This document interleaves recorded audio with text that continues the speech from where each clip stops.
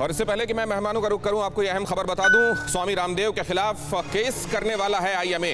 कानूनी कार्रवाई के लिए सलाह मशवरा किया जा रहा है। रामदेव के सभी सवालों का जवाब भी दिया जाएगा। आईएमए ने कहा है सबूत के साथ दुनिया भर की दवाइयों का दस्तावेज दिया जाएगा। स्वामी रामदेव ने एलोपैथ प्रैक्टिशनर से 25 सवाल पूछे हैं और इन 25 सवाल के जवाब दिए जाएंगे और साथ में कानूनी कार्रवाई पर भी मशवरा किया जा रहा है। वो समय जब हम आज तक के सबसे कठिन वक्त से जूझ रहे हैं, उस समय जो जिस तरीके से मदद कर सके इंसानियत की, उसके लिए उसको आगे आना चाहिए। क्या ये समय विवादों के लिए है, ऐसे विवादों के लिए? और क्या वाकई क्योंकि इस समय भी इसकी नजाकत नहीं समझी जा रही है, लिहाजा अब इसको वंस एंड फॉर ऑल इसका निपटारा करना भी जरूरी है। जरा इस सब पर बात करें। हमारे साथ जुड़ रहे हैं खास मेहमान। सबसे पहले तो आचार्य बालकृष्ण, आपसे माफी भी, लेकिन उसमें शर्तें भी, सब्जेक्ट टू कंडीशंस भी, ये क्या बात है? एक्चुअली क्या चाहा जा रहा है? देखिए, मैं सर्वप्रथम इस कोरोना के वजह से जिन्होंने शरीर का अंत हुआ, जिनका या जिन कोरोना वॉरियर्स ने अपना प्राणों को गंवाया है, उन सबको मैं विनम्र श्रद्धांजलि अर्पित करता हूं। हम सबके प्रति बहुत हमारी मन में भावनाएं हैं, संवेदनाएं हैं, हृदय में पीड़ा है। और इसी के चलते जब कोरोना शुरू भी नहीं हुआ था भारत में, उस समय पर पूरी पतंग की टीम, वैज्ञानिकों की जो टीम है, वो अनुसंधान के लिए काम कर रही थी। हमारे पास 300 से ज्यादा साइंटिस्ट रात दिन एक उसको करने के बाद पहली बार हमने एक कंपोनेंट से कोरोना के लिए लाभकारी अलग अलग तरह की हमने औषधियां, उसके लिए हमने 100 से ज्यादा जड़ी बूटियां, 1000 से ज्यादा एक्टिव कंपाउंड के ऊपर काम किया।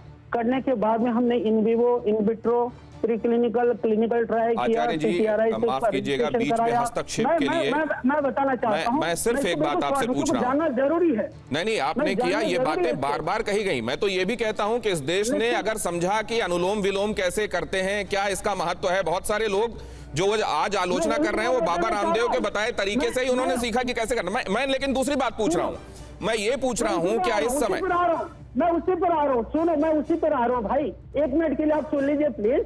फिर किसी को भी कुछ बोलना हो बोलते रहें, मैं वहीं पर ही आ रहा हूँ। तो उसके बाद में हमने एक औषधि बनाई। औषधि बनाने के बाद में हमने CTRS अप्रूवल दिया। क्लिनिकल हमने ट्रायल करे, क्लिनिकल ट्रायल करके डबल ब्लाइंड क्लिनिकल ट्रायल करने के बाद में हमने कहा कि हमने ये ट्रायल किया है और इससे इसका हमको परिणाम मिला है। इस औषधि का सेवन जो है लोगों को कराना चाहिए, लोगों का करवाइए। और मैं इनसे पूछता हूँ, आईएमए वाले हमारे सम्मानित बंधुओं से, डॉक्टरों से क्षमापूर्वक पूछना चाहता हूँ, उस समय पर आप यदि ये कहते कि भाई हमको ट्रायल पर जो है हमको थोड़ा सा अभी और कुछ कराना चाहते हैं, आप अभी भी उन औषधियों का पूरे देश के अंदर परीक्षण करते, उन रोगियों पर परीक्षण कराते, उन रोगियों को देते। कोई हार्मफुल चीज नहीं थी, कोई केमिकल नहीं था, कोई ऐसी चीज नहीं थी। उसकी जगह पर आपने कहा कि ये फेक मेडिसिन है। हमारे रिसर्च को, हमारे काम को चैलेंज करने का आपने सोचा। आपने ये नहीं सोचा कि ये औषधि भी काम कर सकती है क्या। और हमने दुनिया के लगभग अभी तक 25 रिसर्च जर्नल्स में, टॉप लेवल के जर्नल्स में हमारे पेपर पब्लिश हो चुके हैं या रिव्यू में हैं। इतने बड़े लेवल पर काम किया, दुनिया ने स्वीकार किया। मॉडर्न मेडिकल साइंस के जो पैरामीटर्स और स्टैंडर्ड्स हैं, एविडेंस बेस्ड, मेरा सवाल बड़ा सीधा सा है। हमने करी नहीं, आप बस इतना ही है। मेरा सवाल और इस देश का देखिए, आप और स्वामी रामदेव, इस देश के अधिसंख्य लोग आपका सम्मान करते रहे हैं, करते हैं, लेकिन वो एक बात जानना चाहते हैं कि क्या उस समय जब प्रधानमंत्री भी ये कह रहे हैं कि हमारे डॉक्टर्स ने हमारे और कोरोना के बीच में खुद को दीवार बना दिया, कई जगहों पर उन्होंने जान गंवा दी, हम उनके सामने उनका कर्ज नहीं चुका सकते, वो भगवान से भी ज्यादा इस वक्त उनका बड़ा ओहदा है और हम नतमस्तक हैं, उस समय उनकी तरफ उंगली उठाना आवश्यक है क्या? भाई, मैं फिर वही बात कर रहा हूं कि हमने उंगली नहीं उठाई। आईएमए ने हमको फर्जी फर्जी रिसर्च, फर्जी मेडिसिन, उसका कोई आधार हो, कोई बेस हो, हमने उनकी कोई हानि करी हो, दवाई ने कोई नुकसान किया हो, उन्होंने हमसे प्रमाण मांगे, एविडेंसेस मांगे, हमने सब दिया। उसके बाद में सिर्फ और सिर्फ आयुर्वेद को बदनाम करने के लिए, आयुर्वेद के अंदर करीबन 4.5 लाख चिकित्सक हैं, सब मिलाकर के नेचुरोपैथी और बाकी मिला के 5 लाख चिकित्सक हैं, वो भी इस कोरोना के पेंडेमिक काल पर वो भी सेवाएं दे रहे हैं, जितना बन पा रहा वो भी काम कर रहे हैं। बहुत सारे आयुर्वेदिक हॉस्पिटलों के अंदर भी कोरोना के पेशेंट आचार्य बालकृष्ण जी, जो मेरी समझ है और जो इस देश की व्यवस्था है, यहाँ पर जो अधिनियम 1940 और 1945 का है, वो ये तय करता है कि दवाइयां किस तरीके से रजिस्टर होंगी, कैसे उनका अनुमोदन होगा, कैसे वो बाजार में बिक्री के लिए आएंगी और उनका वितरण होगा। इसके लिए एक प्रोसेस है। अगर वो प्रोसेस फॉलो की जा रही है तो कोई कुछ भी कहे, उससे किसी को डिमीन होने की आवश्यकता मुझे नहीं लगता है कि है। और अगर डिमीन किया जा रहा है और उसके अगेंस्ट प्रूफ है तो हमारे देश में व्यवस्थाएं हैं। क्या इसके लिए हमको उस समय इस तरीके से, जिसमें डॉक्टर कहते हुए हम इस तरीके से सामने खुद को दिखाएं जो डॉक्टर को डिमीन करने वाला दिखाई दे, क्या यह जरूरी है?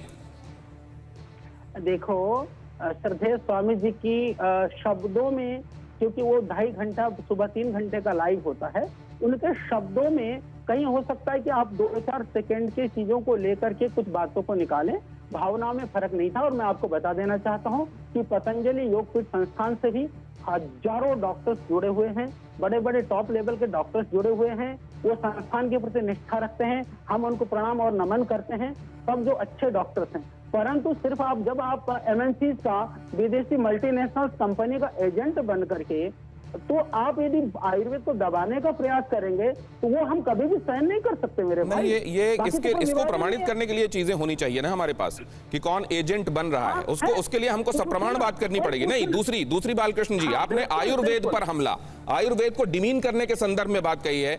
वैद्य देवेंद्र तिगुणा भी यहां मौजूद हैं। जरा मैं समझूं कि क्या सारे आयुर्वेद को प्रैक्टिस करने वाले लोग इसको इसी तरीके से देख रहे हैं क्या? आचार्य बालकृष्ण, मैं आपके पास आता हूं, देवेंद्र तिगुणा जी, और उसके फौरन बाद में डॉक्टर शांतनु सेन मैं आपके पास आने वाला हूं। आईएमए के अध्यक्ष रहे डॉक्टर शांतनु सेन, लेकिन पहले देवेंद्र तिगुणा जी।